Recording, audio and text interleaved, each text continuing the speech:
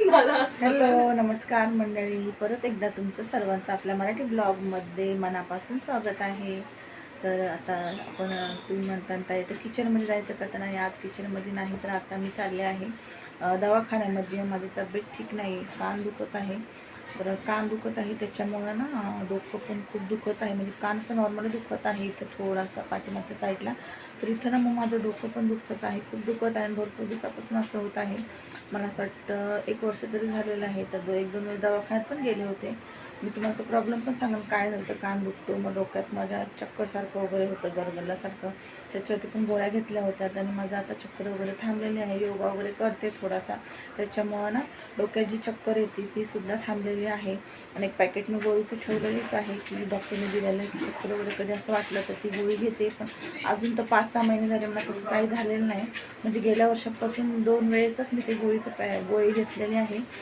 Sorry 2 वेळेसच त्या गोळ्या घेतलेल्या आहेत. त्याच्यानंतर परत मला तसं झालं नाही. पण तरी ज्या मी योगा सकाळी उठल्या जो योगा आहे मेन, तो योगा तिथे फोन आवाज कमी कर. तो योगा ना मी सकाळचा जर नाही केला ना, तर 2-3 दिवस तसंच केलं ना, तर 2-3 दिवसांनी मला परत डोक्याचा प्रॉब्लेम चालू होतं. तर त्याच्यामुळं आज जे आमचे डॉक्टर आहेत जे MBBS, तर मी कोणत्या डॉक्टरकडे जाते, तर MBBS आहेत आमच्या इथे डॉक्टर, फॅमिली डॉक्टर, तर त्यांच्याकडे मी जाते. तर ते भरपूर दिवसांनी आता आले. तर भरपूर दिवस ते आले नव्हते, त्याच्यामुळे गेले नाही. तर ते आता 2-3 दिवस झाले यायला लागले.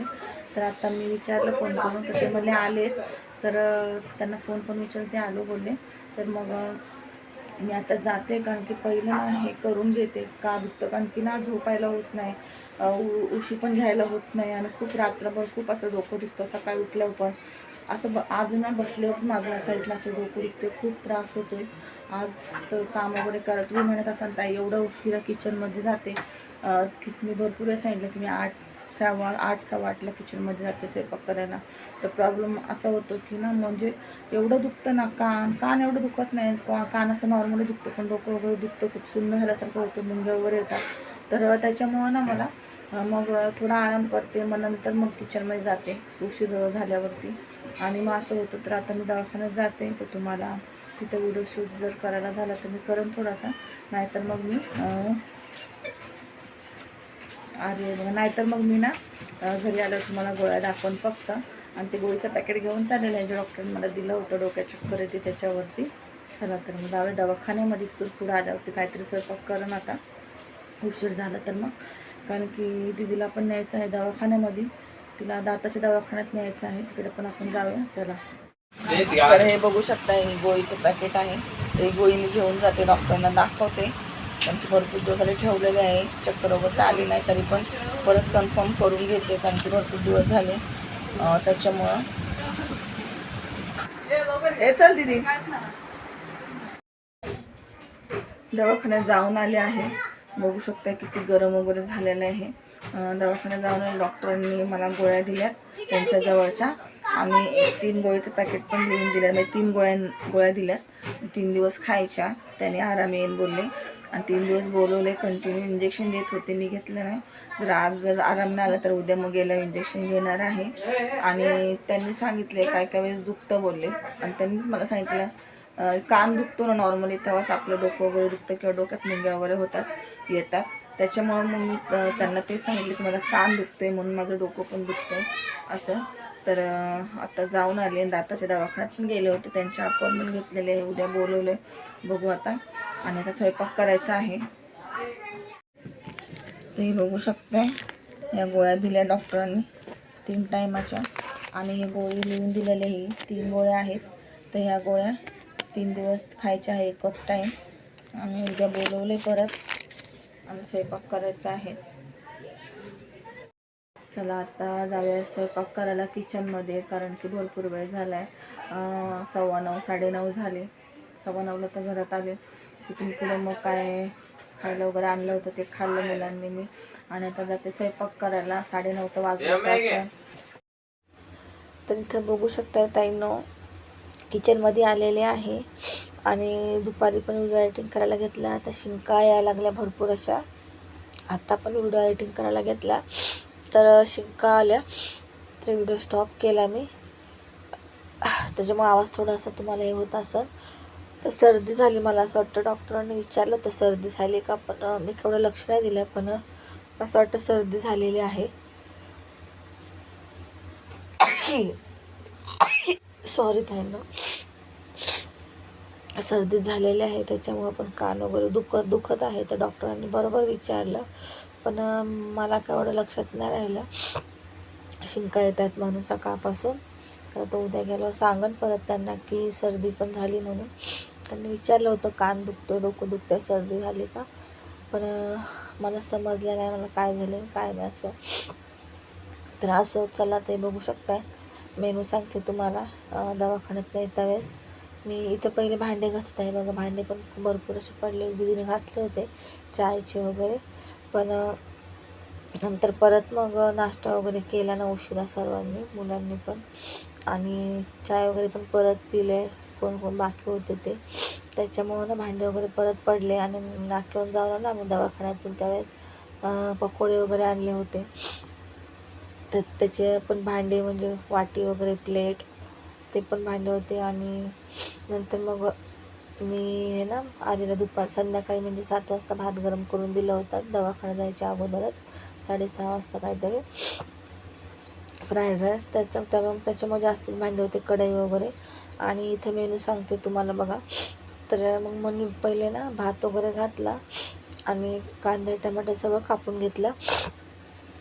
आणि बोंबीलचं कालवण करणार आहे. बोंबील बटाटा कुकरमध्ये टाकून, मुलांना असंच आवडतं, मसाला वाटून नाही आवडत. कांदा टमाटर टाकून मस्त असं तरीदार कालवण, पातळ असं त्यांना आवडतं भातावर खाण्यासाठी. तर मी तसं करते. आणि सुकटची भाजी करत आहे कांदा टमॅटो टाकून. तर इथं बोंबील वगैरे कापून घेतले मी. तर लगेच भांडे पण घासून घेतले, कारण भरपूर असे भांडे होते.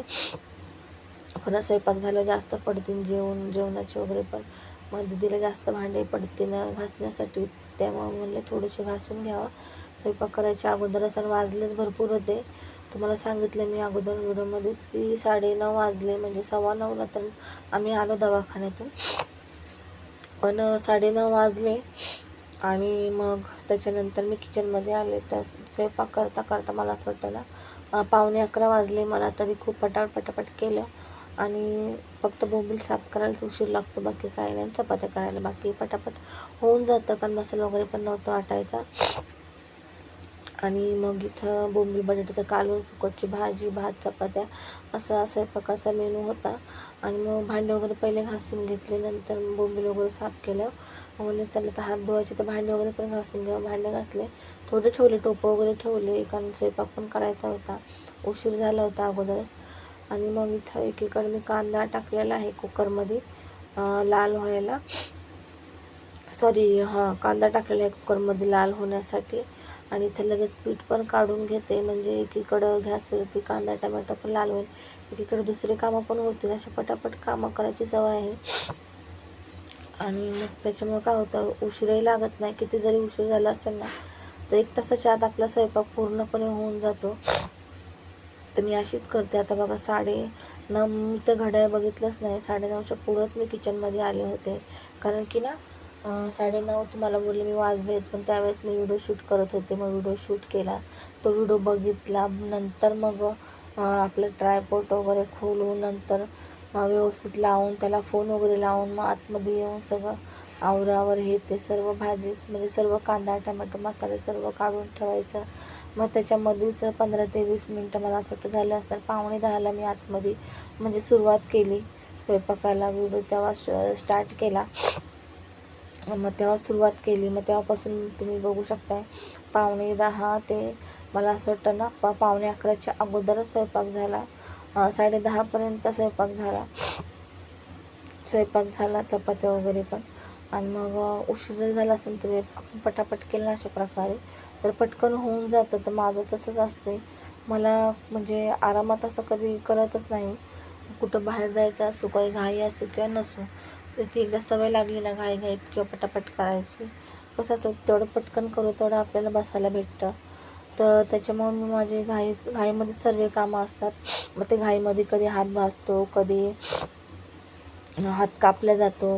चाकूने तर सहसा कापत नाही कधी, पण ते आहे ना खोबरं वगैरे किसते, मग त्याच्यानेच कधीतरी हात कापला जातो. कधी हे काय बोलतात ते, असं घाईमध्ये डबल कामं आपले होतच राहतात. कधी पाणी सांडणं, कधी पीठ सांडणं, असं डबल टिबल कामं होतच राहतात आपले घाई करतो तेव्हा.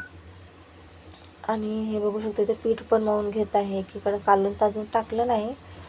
कांदा टमॅटो ना मस्त असं लाल करण्यास लाल होतो आहे, त्याच्यामुळे कालून वगैरे अजून टाकलेलं नाही. लाल म्हणजे सॉरी मॅश होतो आहे, एकजीव करून घ्यायचा, आपल्याला गाळा करून घ्यायचा छान.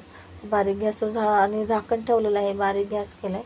तर इथे पीठ मळून घेत आहे. लगेच पीठ मळून बाजूला ठेवते आणि मग कालवून टाकून नंतर लगेच भाजी टाकून मग चपात्या करायला घेणार आहे. तर व्हिडिओ कसे वाटतात, चांगले वाटतात की नाही व्हिडिओ, रेसिपी, ब्लॉग, नक्की मला कमेंट करून सांगा.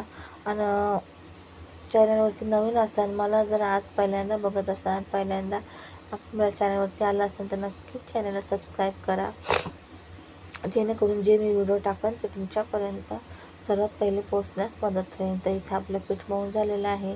चला तर आपण आता मी ना आज डिटेलमध्ये तुम्हाला रेसिपी वगैरे काय दाखवली नाही, कारण अगोदरच व्हिडिओ मोठा झालेला आहे. आणि मोठा व्हिडिओ तर झालेला आहे, पण उशीरही मला पण खूप उशीर झाला होता.